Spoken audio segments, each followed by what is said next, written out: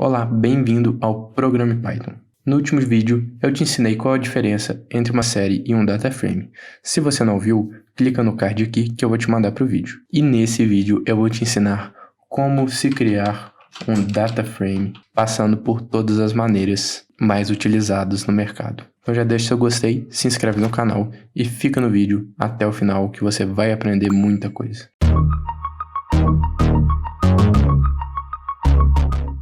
Primeira coisa que a gente vai fazer sempre quando estiver fazendo algo do Pandas é import pandas spd. Em seguida, a gente chama a função construtora do dataframe, que é o pd.dataframe com o D e o F maiúsculo.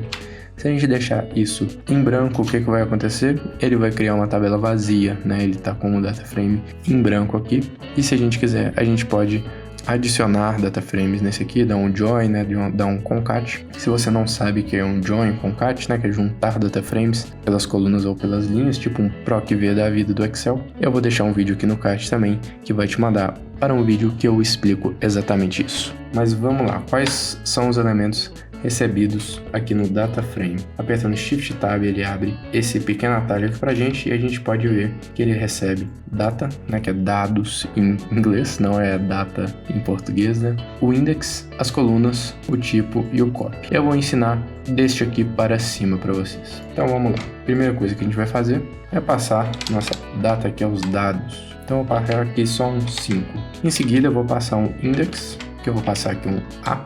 E por último eu vou passar o columns, que vai ser col1. Executando isso, vocês podem ver que ele criou um dataframe com uma coluna, col1, com o valor 5 que eu coloquei aqui, e o índice igual a A. E vamos atribuir isso aqui a um dataframe, e vamos pegar os dtypes dela. Então a primeira coluna tem o tipo int64. O dtypes, que eu falei que eu iria ensinar, serve exatamente para isso. Ele recebe uma tupla, se você quiser passar discriminadamente para cada coluna, ou fora de uma tupla, se você quiser passar o tipo aqui para todas, né? Então eu vou passar aqui o str, por exemplo, string, e ele vai ter que me retornar aqui no col1 agora objeto. Aqui no pandas ele não retorna string, né? Ele retorna objeto. Então executando, eu digitei dtypes, é dtype, então executando, ele me retornou a mesma estrutura de dataframe, mas o tipo objeto. Então agora vamos tirar isso aqui, vamos passar mais coisa aqui dentro do nosso data.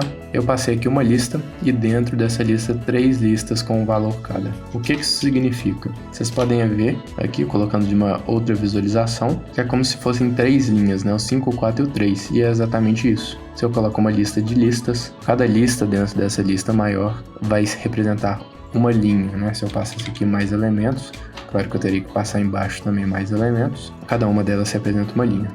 Vamos executar para ver o que vai acontecer. Vai dar erro, falando aqui que o shape passado é inválido por conta do meu índice. O shape é o formato. E o que é esse formato? Eu passei 3 linhas, mas meu índice só tem um valor. Então eu tenho que passar mais valores aqui, A, B, C, e executando aí sim vai dar certo. Ou eu deixo meu índice em branco e ele vai colocar o padrão, que é de 0 ao comprimento da coluna menos 1. Então 1, 2, 3, menos 1, 2. E ele joga esse automático. Agora vamos passar aqui mais um elemento. Então 5A4B 3C. Então agora são 3 linhas e cada vírgula cria uma coluna. Então tem 2 colunas agora. Executando, vocês podem imaginar aí que vai dar erro exatamente pelo mesmo motivo de antes. Eu tenho 2 colunas e aqui eu passei uma coluna só.